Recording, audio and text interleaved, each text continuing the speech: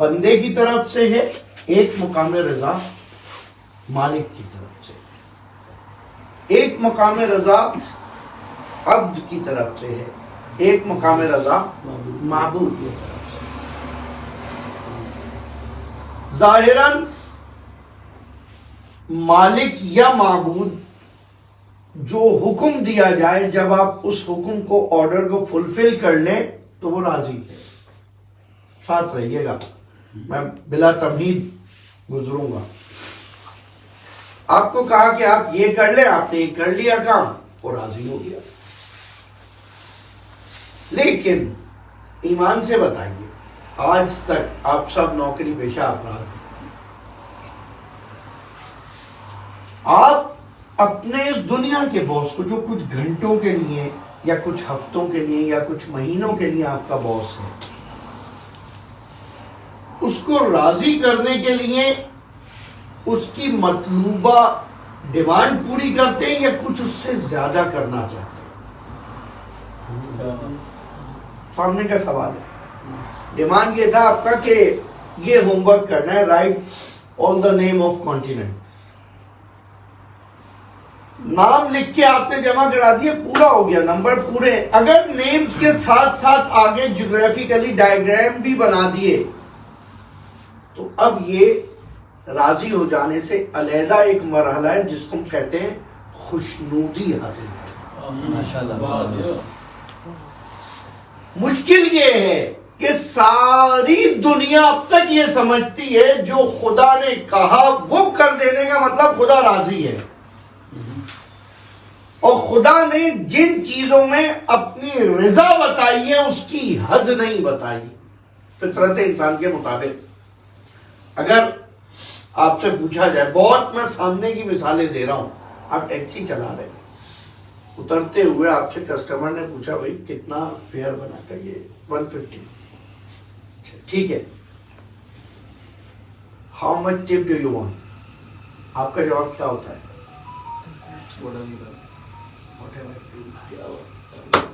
سارا معاملہ اسی کا ہے، سارا معاملہ اسی کا ہے۔ اور in other words, whatever you can, whatever is your capacity, whatever is your strength, whatever you put value for my services, اسی چیز سے آگے بڑھو۔ 2 رکعت نماز فجر کا کہا ہے، اور واجبات کے ساتھ 2 رکعت اگر ادا کرتے تو خدا راضی ہو گیا، آپ سمجھ رہے ہیں؟ نہیں، یہ آپ نے خود کو عذاب سے بچایا ہے۔ جو نماز نہ پڑھنے کا عذاب تھا، صحیح ہے، جو نماز نہ پڑھنے کا عذاب تھا اس سے آپ بچ گئے، کیونکہ آپ نے 2 رکعت پڑھ لی اور صرف آپ نے واجبات نماز ادا کرتے ہوئے۔ جو لوگ پوچھنا ہے مولانا کیا ایک دفعہ سبحان اللہ پڑھ سکتے ہیں؟ تم ایک دفعہ نہ بھی پڑھو تو اب تو چلے گی تمہاری نماز۔ یہ معاملہ ہے۔ ہم سب مصروف ہیں کہ جو اس کا حکم ہے عددی گن کر شمار کر کے جیسا کھائے ویسا کر دے، اور وہ یہ دیکھنا چاہتا ہے میرا بندہ جب میں اسے بے شمار نعمتیں دے رہا ہوں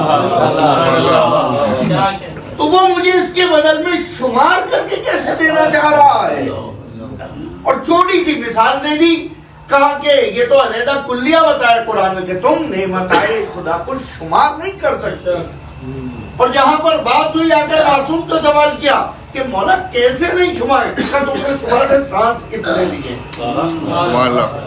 کل سے کاؤنٹ کرنا شروع کر دو، آپ ایک پلس کاؤنٹر لگے ہوئے، بریتھنگ کاؤنٹر لگا دیں، آپ دیکھنا شروع کر دیں۔ اگر صرف وہی نعمت ہے اور دوسرے دن آ کر بیان کرتا کہ مولا میں نے فلاں اتنے 1000 سانس لیے ایک وقت میں، مولا کہتے ہیں اس ایک میں سے بھی، ان ہزاروں میں سے ایک بھی اندر رہ جاتا تو دوسرا کہاں سے لیتے؟ خالی سانس لینا نعمت نہیں ہے، لیا ہوا سانس باہر نکالنے کی طاقت بھی رہے نعمت ہے۔ خود ایک سانس لینے کے عمل میں جس کو شمار ہی نہیں کرتے کہ یہ بھی کوئی نعمت ہوئی۔ سانس لینا، ان سے پوچھے جہاں آکسیجن نہیں ہے۔ ابھی جب آکسیجن کی کمی ہو گئی تھی جو خدا نے فری میں اتنی آکسیجن دی ہوئی ہے کن قیمتوں پہ بیچی جا رہی تھی؟ اللہ اکبر، اللہ اکبر۔ وہ تمام بنیادی ضروریات جو زندہ رہنے کے لیے انسان کے ہیں وہ خدا نے اپنے اختیار میں رکھی یا اپنے غنی کے اختیار میں رکھی، ورنہ یہ انسان ایک دوسرے کو ساتھ لینے کا محتاج قرار دیتا۔ اس نے کہا یہ ایسے کو دوں گا، یہ ایسے کو دوں گا کہ جس کا اختیار سانسوں پر ہوگا، جس کا اختیار سانسوں پر ہوگا۔ لیکن اس کے باوجود وہ جب دشمن آئے گا، جب قاتل سامنے آئے گا تو کہے گا اس کو شربت پلاؤ، ہو سکتا ہے اس کا ہوگا۔ بیٹا حسن ایک ضربت اس نے ماری ہے، ایک سے زیادہ نہ مارنا۔ اور ہاں اس نے اس ضربت پہ زہر لگایا تھا تلوار پہ، جو نامردانگی ہے، تم تلوار بغیر زہر لگائے مارنا۔ اللہ کمال ہے، کمال ہے۔ قرآن کہہ رہا ہے جس طرح کا تمہارے اوپر حملہ ہے ویسا تم بدلہ لے سکتے ہو۔ وہاں پر ولی اللہ وہ ہے جو اپنا معیار بتا رہا ہے کہ وہ خدا کا حکم تھا، یہ میری ثواب تھی، یہ میرا اختیار ہے۔ تو ایک طرف سے ہے حکم الہی کی تعمیل کرنا، یہ ہے صرف اتباع، اور دوسری چیز ہے کہ میں کیا چیز لے رہا ہوں، یہ ہے حسن اختیار۔ ایک حسن اختیار کا پہلو خدا کی طرف سے کہ اس نے جو اختیار کیا۔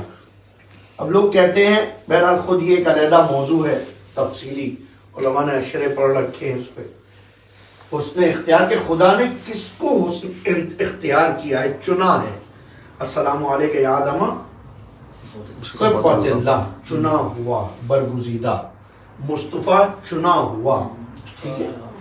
یہ ایک چناؤ ہے خدا کا۔ دوسری بات یہ ہے کہ خدا چنا ہوا جو ہوتا ہے چن کے کسی ایک کو اٹھا لیتا ہے، یا خدا جس کو اٹھا لے وہ بھی چنا ہوا کہلاتا ہے۔ دو علیحدہ چیزیں ہیں نا، کہ بھئی آپ کی نگاہیں انتخاب جس پہ ٹھہر جائے اسی کا کمال ہے، یا آپ کسی با کمال پر نگاہ انتخاب رکھیں، دو مختلف چیزیں ہیں۔ خدا نے اپنی بارگاہ میں دونوں کو مکمل کر کے دکھایا کہ جو اپنے گھر سے دوں گا وہ نبی کا وصی بن جائے گا، اور جو فارس سے چل کے آئے گا وہ علی کا نمائندہ بن جائے گا۔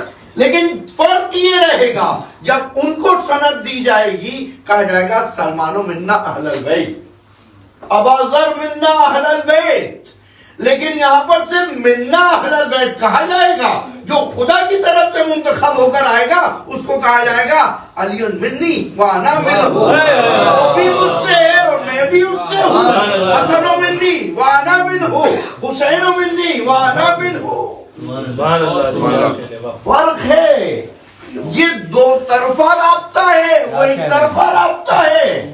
ایک طرفہ رابطہ یہ تھا اس نے خود کو اس کمال پہ پہنچا لیا گویا ہم میں سے شمار ہو سکتا ہے، اور دو طرفہ راستہ یہ ہے یہ پہلے سے اس منزل پر ہے کہ اسے دیکھا تو گویا ہمیں دیکھا، ہمیں دیکھا محمد و آل محمد صلوات اللہم صلی علی محمد و آل محمد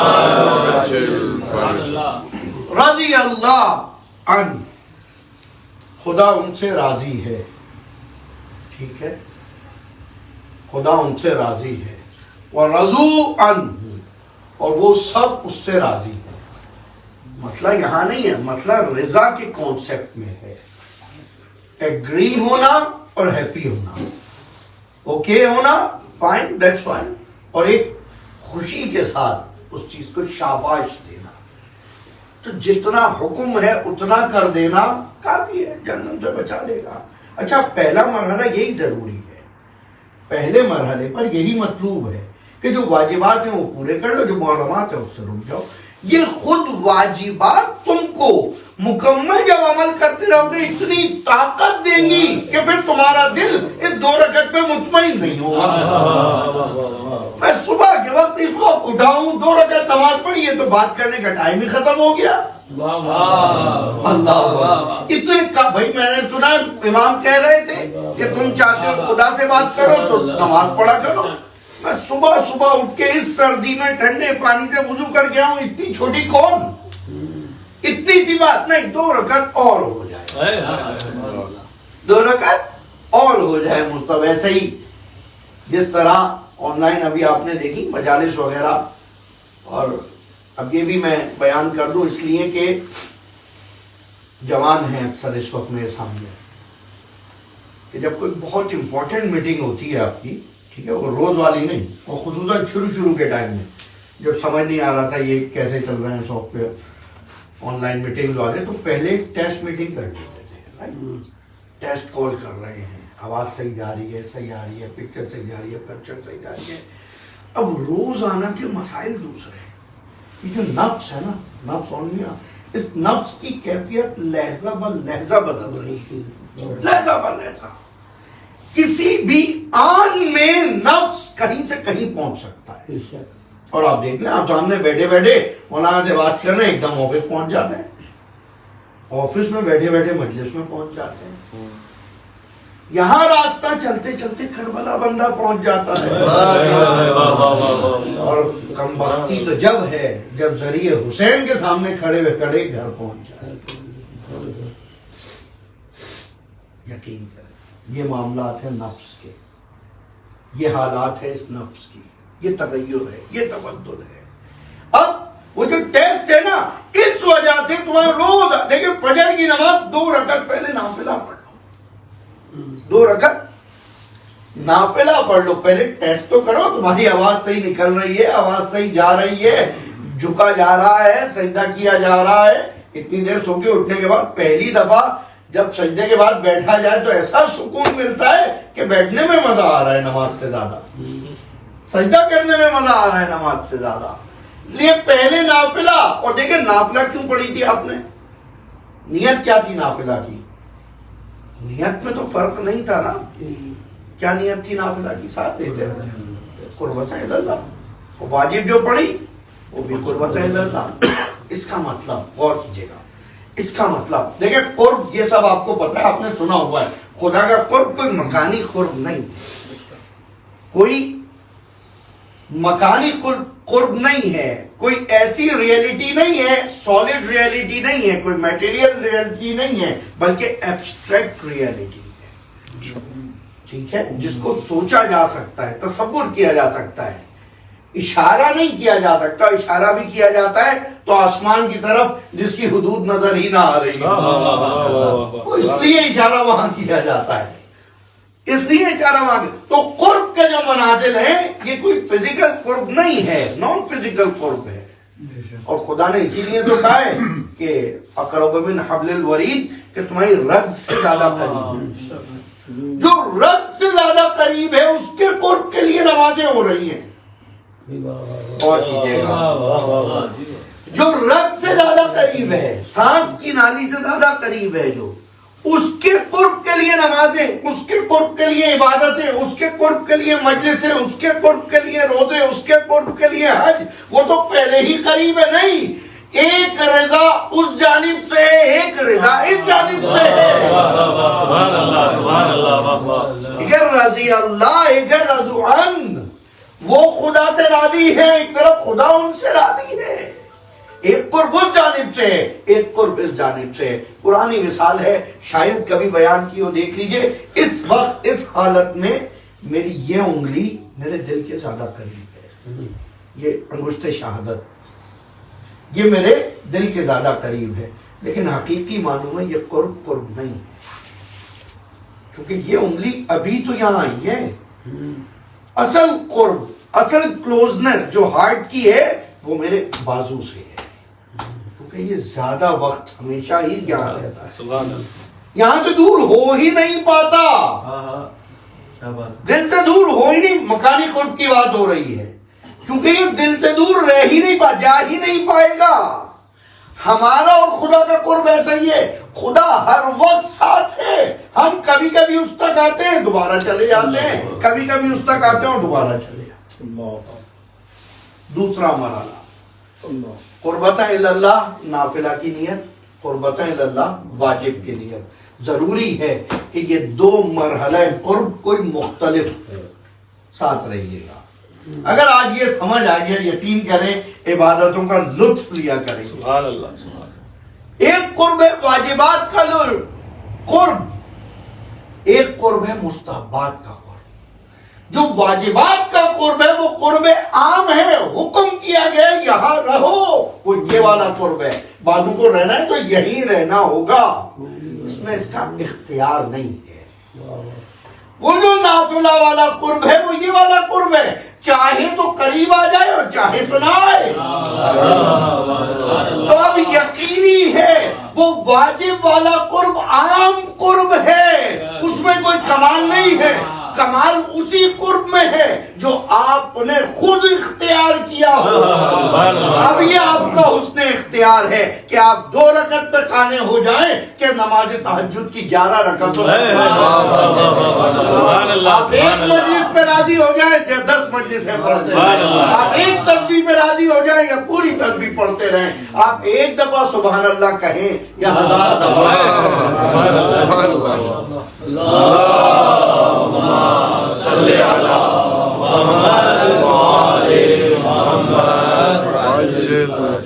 یاد رہے گا انشاءاللہ کہ یہ جو واجبات والا قرب ہے یہ تو یہ والا قرب ہے، اس کو رہنا ہی ہے، فٹ ہی یہاں کیا گیا ہے. وہ ہے ہی واجب، نہیں کرو گے تو جوتے پڑیں گے، مار پڑیں گے. ٹھیک ہے، سادی سی بات. لیکن وہ جو تم نے خود انتخاب کیا نا، کمال اس کا تھا. اچھا وہ جو تم نے خود انتخاب کیا، یہ تم اپنے معبود کی ویلیو نہیں لگا رہے، تم اپنی معرفت کی ویلیو. اللہ جیسے آپ نے کہہ دیا تھا یو نا give me tip up to you, یہ now that is up to you. جو اتنی 1200 صفحے کی مفاتیح الجنان ہے نا، وہ اس لیے ہے، وہ اس لیے ہے. روز شنبہ کی دعا، یک شنبہ کی دعا، سے شنبہ کی دعا، ایوری ڈے کی دعا، فجر کی دعا، ظہر کی دعا، عصر کی دعا، مغرب کی دعا، عشاء کی دعا، مہینے کی ابتدا کی دعا، مہینے کی وسط. تم کس اینگل سے قریب آنا چاہتے ہو؟ بھئی نفس کی حالتیں بدل رہی ہیں. تم صبح سے شام تک کیلنڈر دیکھ کے چلنے والے ہو یا ٹائم ٹیبل دیکھ کے چلنے والے ہو؟ تم جس معیار کے ہو اس معیار سے چاہو تو خدا کا چاہ سکو. یہ تو لطف ہے، لطف ہے، لطف ہے ولی اللہ کا کہ جس کے در سے ہم نے خود کو وابستہ کیا، یا خدا نے ہم کو جس در سے وابستہ کر دیا کہ جس وقت دل چاہا اس سے رابطے کے لیے ہمارے ولی نے ہمیں ایک نیا طریقہ رابطہ. سبحان اللہ جی، کیا نہیں وہ روزانہ 4 رکعت والی نافلہ جو پوری دنیا کو بتائی گئی ہے، پھر اس کا قرب کچھ اور ہے. ٹھیک ہے، یہ جمعے کے وقت، عصر کے وقت نماز امام زمانہ کا قرب پھر کچھ اور ہے. عصر جمعہ کے وقت پھر نماز جعفر طیار کا قرب کچھ اور ہے. یہ نماز جعفر طیار ان نمازوں میں سے جب جناب جعفر ہجرت کر کے جا رہے تھے نا حبشہ کی طرف، پریشانی کا مسئلہ تھا، وہاں اکیلے میں کیسے رہیں گے، کیسے پریشان ہوں گے. یہ نئے آنے والوں کو بتاتا ہوں، جب آپ سب تو ماشاءاللہ بزرگوار ہو گئے ان پہ بیٹھے بیٹھے. تو جب زیادہ دل گھبرائے کہا یہ نماز پڑھنا، وہ پیغمبر نے جناب جعفر کو عطا کی تھی. اور جب 1.5 گھنٹہ ویکلی نماز کی حالت میں قرآن کی قرات میں گزرے 1.5 گھنٹہ، تو پھر وہ جو ہے دل کو سکون آ جاتا ہے. اور سکون ہی کی تو کمی ہے دنیا میں، اور کمی کا ہے. یقین کیجئے جو ملٹی ملینر ہے اس وقت دنیا میں، اس سے بھی جا کے پوچھیں گے تم اب کیا ڈھونڈ رہے ہو، سکون چاہیے، سکون چاہیے. looking for happiness, no, not that happiness, یہ جوکس والی. اور اب اسی ہیپینس کی دوڑ میں یہ پہلے 3 گھنٹے میں ہیپی ہوا کرتے تھے، پھر اس کا دورانیہ کم کو 2 گھنٹے پہ لیا. اچھا پھر 1 گھنٹے پہ لکھا، شارٹ اور سیکنڈ میں آ جاتے ہیں ویسا کرتے ہیں. یہ وہی خوشی کی تلاش ہے، خوشی کی تلاش کہ کب خوش ہوگا. اس سے خوش نہیں، اوکے دوسرے پہ آ جاؤ، نیکسٹ پہ آ جاؤ، نیکسٹ۔ 3 گھنٹے گزر گئے، سر میں درد ہو گیا، کچھ سمجھ نہیں آیا، اور بندہ وہیں کا وہیں ہے جہاں تھا۔ اللہ کمال مشکل ہے۔ ہم جس دور میں جی رہے ہیں نا، یقین کیجئے سخت ترین دور، میں آپ کو نا امید نہیں کر رہا۔ اس دور میں آپ کا اس وقت حجت الہی پر یقین رکھنا دور پیغمبر میں اسلام لانے والے سے کہیں زیادہ ہے، کہیں زیادہ ہے۔ وہ سامنے چاند کو 2 ٹکڑے ہوتا دیکھ رہے تھے، ستارہ اترتے دیکھا ہے، کہانی نہیں ہے۔ اور جو یہاں تک کہانی سمجھ رہے ہیں تو ذوالفقار تو یقیناً دیکھیے، وہ چلتے ہوئے دیکھیے، کبھی کبھی تو مچلتے ہوئے،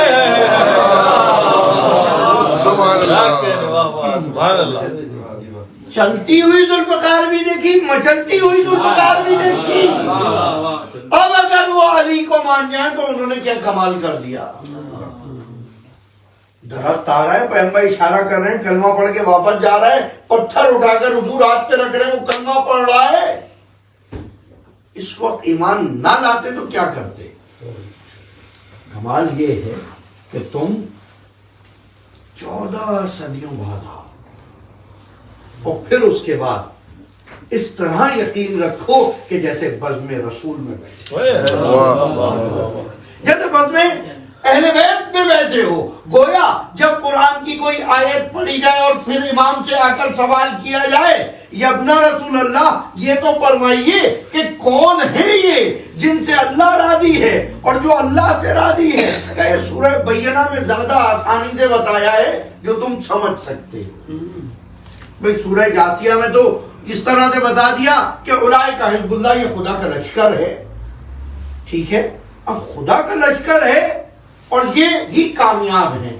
اب اگر ظاہری کامیابی دیکھی جائے تو کبھی وہ لشکر کامیاب ہوتا تھا اور کبھی کامیاب نہیں ہوتا تھا، تو اس ایک دفعہ بھی اگر کامیاب نہیں ہوا تو وہ اس ڈیفینیشن سے باہر ہو گیا۔ ساتھ رہیے گا بھئی، اگر وہی لشکر اس سے مراد ہے جو رسول کے اصحاب تھے تو کم سے کم ایک جنگ ایسی ہے جس میں ناکام رہے، اور شاید وہ ایک ناکام جنگ بھی اس لیے لکھ دی گئی تاکہ کل کوئی حزب اللہ کی یہ تفسیر نہ کرے کہ جو نبی کے ساتھ آ جائے اللہ اس سے راضی ہے اور یہ خدا کا لشکر کہلائے گا۔ اس لیے شاید وہ ایک جنگ، ورنہ نبی کے ہوتے، علی کے ہوتے اور پھر جنگیں رہ جائیں ممکن نہ تھا۔ شاید اسی لیے رکھ دی تاکہ آج کے بعد یہ نہیں سمجھنا یہ تو مفلحون سیدھا ترجمہ، وہ کامیاب ہوں گے، تو وہ تو کامیاب نہیں ہوئے، ایک دفعہ بھی نہیں ہوئے، تو اس کا مطلب یہ اس کا کہا۔ امام نے کہا دوسری آیت زیادہ آسان ہے، لمن خشی ربہ، جو خدا سے ڈر رہے ہو، وہ ہیں جن سے خدا راضی ہے۔ کیا کمال ڈیفینیشن ہے، رضی اللہ عنہ و رضو، اللہ بھی ان سے راضی ہے اور وہ بھی خدا سے راضی ہے۔ یہ کون لوگ ہیں؟ مولانا بڑا سمپل، قرآن کی آیت ہے، حدیث نہیں ہے، سورہ بینہ 8ویں آیت، لمن خشی ربہ، جو خدا سے ڈر رہے ہو۔ امام نے پوچھا خدا سے ڈرنے کا مطلب کیا ہے؟ کہ خدا سے ڈرنے کا مطلب یہ ہے کبھی کسی پر ظلم نہ کر جائے، کبھی کسی پر ظلم نہ کر جائے، بلکہ جب وہ میدان جنگ میں حق پہ لڑ رہے ہو تو لگے ان سے بڑا سورما کوئی نہیں ہے، جب محراب عبادت میں سر کو جھکائے ہو تو لگے ان سے بڑا گناہگار کوئی نہیں ہے۔ اس طرح علی استغفار کر رہے ہیں، اصحاب پریشان، کہا لگ رہا ہے علی سے کوئی بڑا گناہ ہو گیا۔ ساتھ رہیے کہ کوئی بڑا گناہ ہو گیا علی سے۔ علی کا یا ربی ختم ہی نہیں، بیٹھے رہے پلٹے علی کا، یا علی خیریت ہے، ٹھیک ہے، سب کیا ہوا؟ کہا کچھ نہیں۔ کہا کہ آپ اتنی نہیں، کبھی کبھی تم لوگوں کے سوال و جواب میں جو ہے ایسا ہو جاتا ہے کہ اس کے ذکر کی جگہ تمہاری باتیں آ جاتی ہیں، تمہارے جواب دینے پڑ جاتے ہیں۔ حضور ہم کو حکم ذکر کا ہے، یاد رکھیے گا، میں نے ابھی آپ کے سامنے کہا جو اطمینان و سکون جس کی تلاش ہے اس کا ذریعہ ہے الا بذکر اللہ تطمئن القلوب، ذکر خدا ہے جس کے ذریعے دلوں کو اطمینان ملتا ہے۔ یا ایھا الذین آمنوا اذکروا اللہ ذکرا کثیرا، ذکر کرو خدا کا اور کثیر کرو۔ یاد رکھیے گا جتنے نوافل ہیں ان میں حد معین نہیں ہوگی، جس جگہ حد معین کر دی جائے اس کا مطلب اب یہ خدا نے ڈیسائیڈ کیا ہے یہاں کوئی اور پہنچ سکتا ہے۔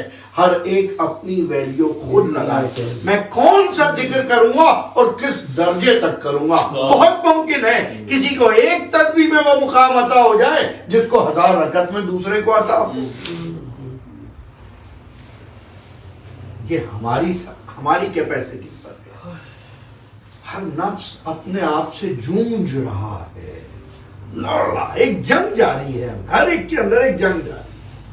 سب کی جنگیں مختلف ہیں، سب کے ہتھیار مختلف ہیں، سب کی مشکلات مختلف ہیں۔ ساری مشکل وہاں آتی ہے جب ہم اپنی زندگی کو کسی دوسرے کی زندگی سے کمپیئر کرتے ہیں۔ بس یہ آخری بحث اس مقام رضا کے حوالے سے، جب ہم اپنی زندگی کو کسی دوسرے کی زندگی سے کمپیئر کرتے ہیں، میں کیا معلوم کہ اس کے دل میں کیا چل رہا ہے۔ اور یہ ہماری بزم میں نہیں ہے، یہ تو بزم پیغمبر میں بھی ہے۔ اب بیان دوسری طرح سے کیا کہ اب اگر تمہیں پتا چل جائے کہ سلمان کے دل میں میرا کیا مقام ہے تو مجھے کافر سمجھ بیٹھو، اور اگر تمہیں پتا چل جائے یہ معرفت کے کس مرحلے پر ہے تم اسے کافر سمجھ بیٹھو۔ بھائی امام اشارہ ہی کر سکتے تھے نا۔ اور یہ کس کی بات ہو رہی ہے؟ جو ایمان کے 9ویں-10ویں درجے پر ہیں۔ جب ایمان کے بالائی درجوں پر موجود لوگوں میں ایمان علی بن ابی طالب کے درمیان سہنے کی طاقت نہیں ہے تو ہم اور آپ کس مقام پر ہیں؟ ہم اور آپ کس جگہ ہیں؟ اب مشکل یہ ہے، یہ جو مقام رضا ہے، اب میں اس وقت کی خیبر، خندق، غدیر سب سنا کر میں نے علی کو راضی کر دیا، ٹھیک ہے۔ اب اگر مجھ سے اب اسی طرح وقت نہیں ہے کہ میں ساری ترتیب ہر امام کے حوالے سے، اب علی آ کے پوچھیں گے ٹھیک ہے تم نے میری پوری تاریخ پڑھ لی، ہسٹری پڑھ لی ہے، تو کوئی بھی پڑھ سکتا تھا، کوئی بھی پڑھ سکتا تھا، جہاں تک ہسٹری پڑھنے کی بات، تاریخ پڑھنے کی بات، اس تاریخ کو پڑھنے کے بعد تمہیں جو فائدہ ہوا، تمہیں جو کانسیپٹ دماغ میں بلڈ ہوا، وہ شخصیت علی کا ہوا یا شخصیت ولی اللہ کا ہوا؟ بس ساتھ رہیے گا، میں نتیجہ دے رہا ہوں۔ وہ جو آپ کے ذہن میں کانسیپٹ بلڈ ہوا اس ساری سٹوری سے، وہ ذات علی کا مجسمہ تھا جو ذہن میں تخلیق پایا، یا ذات ولی اللہ کا مجسمہ؟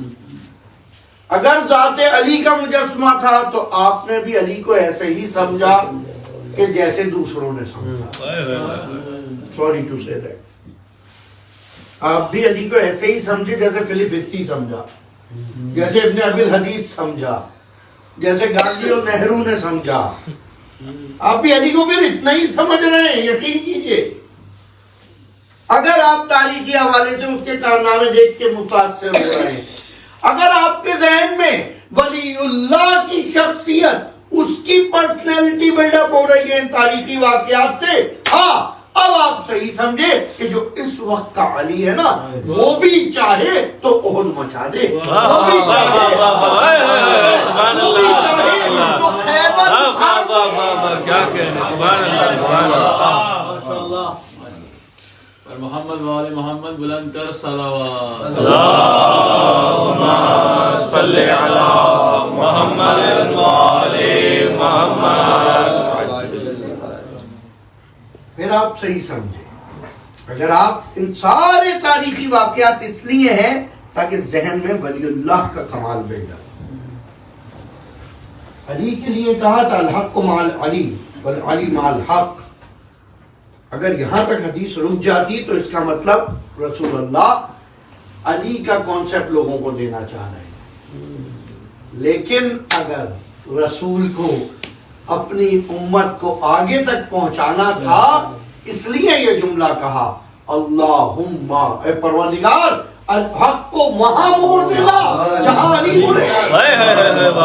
یعنی اب اگر علی مڑ کر حسن کو ولی اللہ کہہ دے تو یہ حق ہے، حسن مڑ کر حسین کو ولی اللہ کہہ دے تو یہ، اور یہ سب اسی سلسلہ غدیر سے شامل ہوں گے. اسی سلسلہ جس نے وہاں مولائیت رسول کو مانا وہ مولائیت حجت آخر کو بھی تسلیم کرے گا. جو حجت آخر کو نہ سمجھ سکا وہ رسول کی حجیت بھی نہیں سمجھ سکا. بے شک سبحان اللہ. یہاں تک بھی نہیں پہنچ پائے. اور اگر بات پہ محبتوں کی ہے، جیسا کہ آج کل کہا جا رہا ہے کہ وہ محبت کا اعلان تھا، واہ جی واہ. محبتوں کے اعلان مہذب افراد میدان میں نہیں.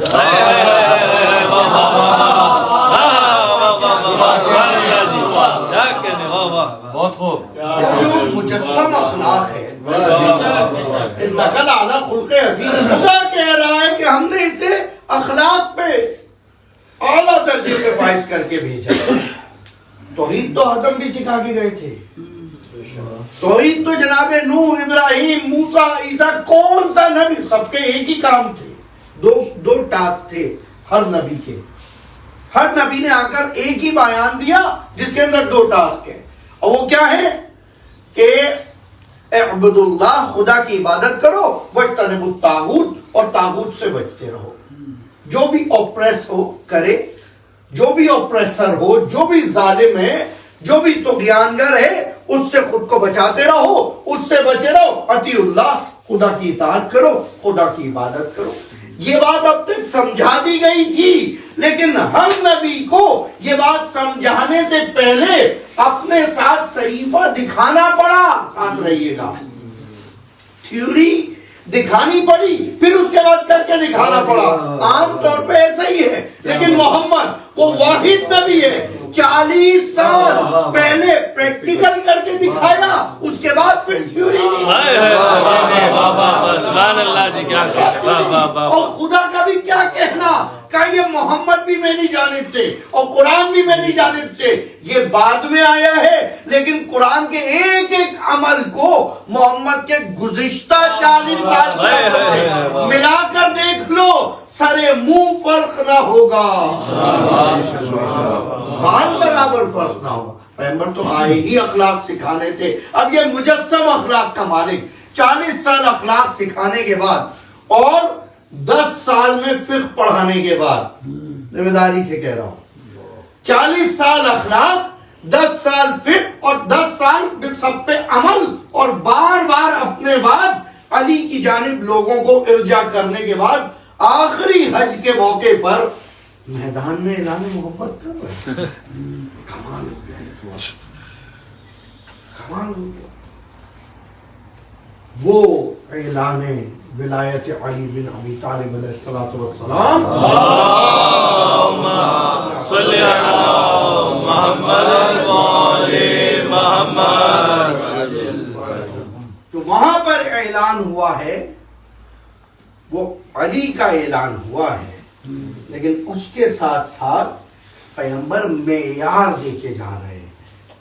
معیار دے کے جا رہے ہیں کہ دیکھو یہ علی ہے، اس کے بعد اگر ولی ہوگا تو علی جیسا ہی ہوگا، وہ علی جیسا ہی ہوگا. اور یہ حق ہے تو اب یہ جس کو حق بناتا چلا جائے وہ. اب تم مانو یا نہ مانو. اور پتا تھا خدا کو کہ تم سمجھ نہیں پاؤ گے، تم سمجھ نہیں پاؤ گے. کہا ٹھیک ہے، تم ہو ایور کہہ کے ہی بات کرنا اور دعائیں کرنا، وہ قبول کرتا رہے. نہیں سمجھ سکتے نا بھئی آپ جمعے کے دن دعا میں کیا کہہ رہے ہیں؟ نام تھوڑی ہے، یقین کیجئے نام نہیں ہے. من رزق الورا، جس کے صدقے میں جس کی جانب سے رزق مل جاتا ہے. من رزق الورا وبوجود ہی، اور جس کے وجود سے ثبتت الارض والسماء، زمین و آسمان قائم ہیں. تمہیں نام بتانے کی ضرورت نہیں ہے، کیا ٹھیک ہے تم جو مرضی کہہ لو، کسی ایسی ہستی سے محبت تو کرو جس کی وجہ سے زمین و آسمان قائم ہو. سبحان اللہ، واہ واہ واہ واہ واہ واہ. کسی ایسی ذات سے عقیدت تو رکھو جس کے تصدق سے تمہیں رزق مل رہا ہو، سبحان اللہ، سبحان اللہ. اور وہ حجابوں میں ہے اور اس کے عاشق بھی حجابوں میں ہیں. اور یاد رکھنا جو ان حجابوں کو ہٹانے کی بات کرے اس کو لوگوں کے سامنے بے نقاب کر دیا جاتا ہے، بے عزت کر دیا جاتا ہے، پھر اس کی کوئی عزت نہیں رہتی. کوئی ان حجابوں سے مذاق کرنا چاہے. مولا اب آئیں گے، میں بتا رہا ہوں جو یہ وقت معین کرے وہ جھوٹا ہے. بے شک. جو کہے میں مولا سے مل کے آیا ہوں کا جھوٹا ہے. اللہ اکبر. کہا کہ آپ ملیں گے نہیں، کہا ہم نے یہ تو نہیں کہا. لیکن امید کے دیے خود روشن کیے اور پھر یہ کہہ دیا جب ہم تمہارے پاس تڑپ دیکھیں گے ہم خود ملنے چلے آئیں گے. سبحان اللہ. بھائی وہ ہے کہاں تمہیں نہیں پتا نا، وہ کہاں ہے اسے تو پتا ہے تم کہاں ہو، معلوم ہے تم کہاں ہو. اپنے دل میں وہ تڑپ پیدا کرو کہ مہدی زہرا تمہیں تلاش کرتا چلا آئے کہ یہ میرا چاہنے والا. اللہ اکبر. مولا اس کے لیے تو بڑی معرفت چاہیے، بڑی معرفت چاہیے، بڑا وقت چاہیے کہ نہیں. علی جن فقیروں تک دادرسی کرتے تھے، جن یتیموں کو جا کے اپنے ہاتھوں سے نوالے بنا بنا کے کھلاتے تھے، علی ان سے مذہب کے ٹیسٹ تھوڑی لیتے تھے. اپنے فقر میں فقیری میں اتنے خوددار رہو کہ امام اپنے اوپر لازم سمجھے کہ تمہیں وہ آتا. سوچئے گا اس جملے کو، بات جب یاد آئے سوچئے. جو فقر ہے نا، جو فقیری ہے، جو ناداری ہے، اس کے اندر اتنے پیور رہو، اتنے خوددار رہو، کسی شخص سے نہ مانگو. پھر دیکھو وہ کہے گا یار یہ کس کے انتظار میں بیٹھا ہے، بھوک سے مرنے والا ہے یہ تو. اور اگر صرف اتنا یقین رکھو کہ اس کا کوئی ولی ہے جو ولی ہے، کم سے کم اپنی رعایا کو ایسے مرنے نہیں دے گا. پھر دیکھو وہ آ کے کس طرح کھلاتا ہے. نام لینے کو تھوڑی کہا. تم جب سوال کرتے ہو امن یجیب المضطر اذا دعاہ ویکشف السوء، اس آیت کا مصداق ذات امام وقت ہے. کون ہے وہ؟ ترجمہ دیکھیں آیت کا. اللہ اکبر. امن یجیب، کون ہے وہ جو جواب دیتا ہے؟ کس کا جواب دیتا ہے؟ مضطر کا، جو اضطراب میں ہو. اور یاد رکھیے گا دل، ہر بدن کے ساتھ دل فزیکل طور پہ ایک ایسا پارٹ لگا دیا گیا ہے کہ جس کا سکون اس کے اضطراب میں ہی ہے. اگر اس کا یہ اضطراب ختم ہو جائے تو پریشانی کی بات ہے، اس کا مضطرب رہنا ہی کمال ہے. امن یجیب المضطر، مضطر کون ہے؟ تڑپ کہاں دکھ رہی ہے؟ اچھا یجیب بھی ہے، وہ جواب بھی دے گا. اور خالی جواب دینے کی بات نہیں ہے، یکشف السوء، پریشانی کو برطرف کر دے گا. اور اگر برطرف نہ بھی کرے نا تو یکشف السوء، وہ تمہیں کشف کر دے گا کہ اس پریشانی میں تمہارا کتنا فائدہ ہے. اللہ. اور جب ایسا ہو جائے تو ایک ولی خدا کے بدن پر کیڑے پڑ گئے، کوئی کیڑا گر جاتا تو اٹھا کے بدن پہ رکھ لیتے کہ شاید اس کا رزق یہی لکھا ہے. وہ پھر مشکل کا مکاشفہ، یعنی یہ کہ تم مشکل میں رہو گے اس لیے کیونکہ اس مشکل سے بہت سو کو فائدہ ہو رہا ہے. یکشف السوء، پریشانی کو دور کر دیتا ہے. اور ہم اور آپ آج شب شہادت امام رضا، امام رضا علیہ السلام کی خدمت میں سوال ہوا. ابا سلط خاص امام کے ساتھ بھی ہے, ساری وصیتیں ابا سلط کے ذریعے ہوئی. سوال کیا یہ تو پوچھو وہ جو آخری قائم آئے گا, شاید کبھی آپ کے ذہنوں میں بھی یہ سوال آیا, وہ جو آخری قائم آئے گا کربلا کے سینکڑوں سال بعد, تھاؤزینڈ ایئرز آفٹر کربلا, اور سب سے بڑا جو ہمارے پاس سلوگن ہے وہ کیا ہے؟ اینا طالب بدم المقتول بکربلا, کہاں ہے مقتول کربلا کا بدلہ لینے والا, ریونجر فار کربلا. تو اتنے سال بعد کربلا کا بدلہ لینے کا فائدہ کیا ہوگا؟ یہ حضرت صالح کی قوم نے اونٹنی کو مارا, فوراً عذاب نازل ہو گیا. یہ کوئی بات تھوڑی ہے اتنے دن بعد بدلہ لیا جائے. امام سے سوال ہو رہا ہے, امام رضا سے, آج امام کی چھبی شہادت ہے, امام سے دعا کریں کہ یا رضا اپنے فرزند کی معرفت نصیب کرو, اپنے فرزند کی زیادت نصیب کرو. امام فرماتے ہیں دو چیزیں, ایک تو یہ کہ خدا نے قرآن میں کہا ہے کہ ہر خون ناحق کا بدلہ لیا جائے گا, ہر خون ناحق کا بدلہ لیا جائے گا. اور دوسرا یہ کہ دیکھنا یہ ہے کہ ان لوگوں میں کون کون اس قتل پر راضی رہتا ہے اور کون کون ناراضی رہتا ہے. کیونکہ ایک حدیث ہے صراحت کے ساتھ کہ قاتلین کی نسل میں جو لوگ ہیں امام آ کے ان سے بدلہ لیں. ابھی قرآن کی اس آیت کا کیا کریں گے کہ ہر ایک کی برائی اس کے ساتھ ہے, کسی دوسرے کو عذاب نہیں دیا جائے گا. کہاں برائی اس کے ساتھ ہے اگر یہ راضی ہے.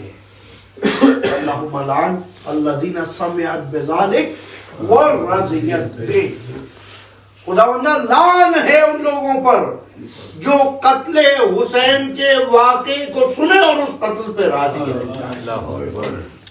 یہ ان راضی رہ جانے والوں کے ساتھ ہے. اور ضروری نہیں ہے اس میں کہ جینیٹیکلی اس نسل سے ہو, کسی اور نسل سے آگے بھی اگر راضی ہو گیا اس قتل سے تو وہ بھی تلوار کے مقابلے میں ہوگا, وہ بھی تلوار کے مقابلے. مقدس اردبیلی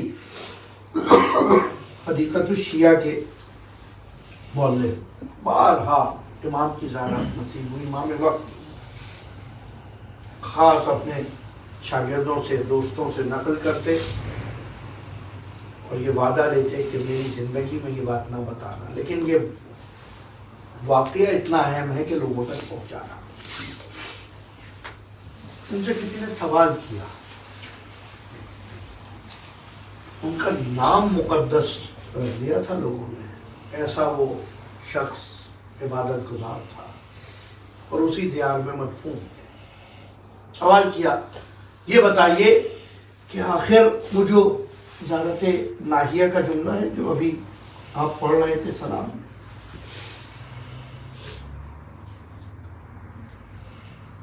ہم اس مصیبت حسین پر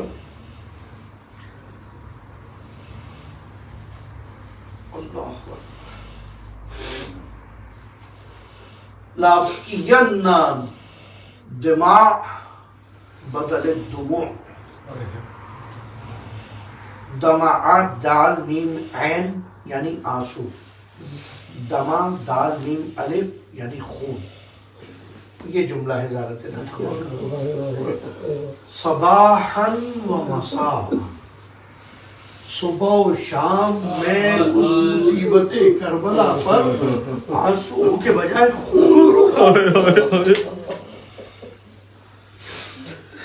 آنسو کے بجائے خون رونے والا. مقدس اردبیلی سے سوال ہوا کہ آپ کیا سمجھتے ہیں کہ کس چیز پر کون سی مصیبت ہے؟ اتنی مصیبتیں ہیں, فجر عاشور سے لے کر شب عاشور بیویوں کی مصیبت ہے, فجر عاشور اصحاب کی مصیبت ہے, اور وہاں سے ایک ایک افراد کی رخصت کا مرحلہ ہے. ایک واقعہ نقل کیا تھا, کہا مقدس آپ سے نقل ہوا ہے کہ آپ نے کسی اپنے ذاکر کو کہا تھا عاشور کا دن ہے کہ آج کو مصائب پڑھوا کے, وہ موجود نہ تھا.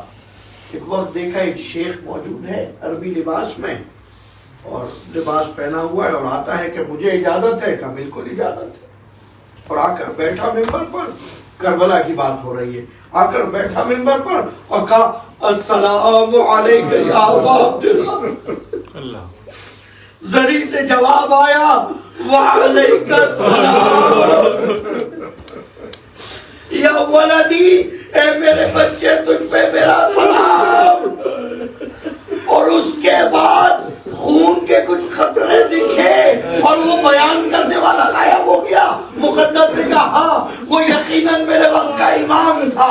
کہ لیکن کون سی مصیبت ہے کہ جس پر گریہ کیا ہو؟ ایک مقام پہ جواب دیا کہ 3 مصیبتیں ایسی ہیں، 3 مصیبتیں ایسی ہیں کہ جن پر وقت کا امام تمہارا گریہ کرتا ہے. اللہ اکبر. یہی وہ مصیبتیں ہیں جن کے لیے امام رضا نے دیبل کو شعر پڑھتے پڑھتے، دیبل مرثیہ پڑھ رہے ہیں، امام رضا مرثیہ پڑھوا رہے ہیں. اور ایک مرتبہ کہا دیبل ذرا یہ شعر بھی اضافہ کر دو کہ جس وقت حسین کا گلا کاٹا گیا وہ 3 دن کا بھوکا وہ پیاسا تھا جس وقت گلا کاٹا گیا. مقدس کہتے ہیں ایک مصیبت وہ جس وقت سید سجاد دفن کے لیے قبر پہ اترے ہیں اور دیکھا بنی اسد کے لوگوں نے کہ یہ تو نکل ہی نہیں رہا تھا اسے، کہ تم باہر کیوں نہیں آ رہے. جھک کے دیکھا تو بابا کے کٹے گلے سے لگے سجاد کہہ رہے تھے ارے بابا آپ کو پیاسا مار دیا گیا، آپ کے بعد یہ دنیا تاریخ ہے. دوسری مصیبت کہ جس پر تمہارے وقت کا امام بہت گریہ کرتا ہے وہ مصیبت ہے کہ جس کے لیے جانے والا آخری سپاہی حسین کے لشکر کا جو سپاہ سالار بھی تھا اور کہتا جاتا تھا واللہ ان تم یدی، ارے تم نے میرا ہاتھ کاٹ دیا لیکن میں حسین کی حمایت سے باز نہ ہوں گا، یہاں تک کہ دوسرا ہاتھ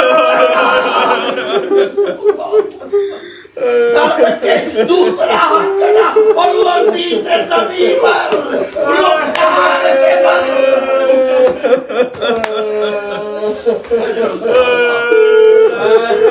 اجرکم اللہ. بس ٹھہر کے آخری جملہ ٹھہر کے سن لیجئے. امام رضا کی بارگاہ میں جب یہ مسائل پڑھے گئے امام گریہ کرتے کرتے فراش ہو جایا کرتے تھے. آخری وقت میں زہر اثر دکھا رہا ہے. ابا سلط کو بلایا، کہا ابا سلط کوئی یہاں پر ہمارے چاہنے والوں میں سے ہے جو میرے جد کے مسائل بیان کر سکے. ابا سلط آئے، کہا کسی کو آنے کی اجازت نہیں، کہا ابا سلط کو پڑھو. ابا سلط نے صرف ایک مصیبت بیان کی ہے اور وہ مصیبت رخصت حسین.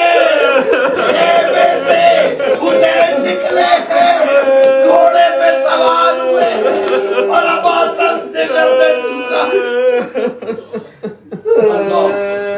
اس کے آگے مسائل نہیں پڑے گئے اور امام گریہ کرتے رہے. تیسری شے مقدس اربیلی ہی کہتے ہیں ایک مصیبت ایسی ہے، کربلا کی ایک مصیبت ایسی ہے کہ جس پر ہر نبی نے گریہ کیا، ہر ولی نے گریہ کیا. اور یقین کرو اگر حسین ہوتے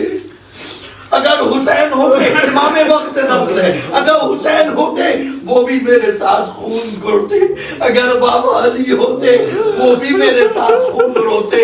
راوی کہتا ہے کیا مولا وہ سیدہ کی رات کی تاریکی میں دفن کا معاملہ؟ نہیں، اگر سیدہ بھی ہوتی وہ میرے ساتھ گریہ کرتی. کہا حسن مجتبیٰ کا معاملہ؟ نہیں، وہ بھی میرے ساتھ گریہ کرتے. ارے عباس بھی گریہ کرتے. کہا مولا ایسا کیا ہے؟ کہا جب زینب کوفہ سے شام اور اس کے ہاتھوں میں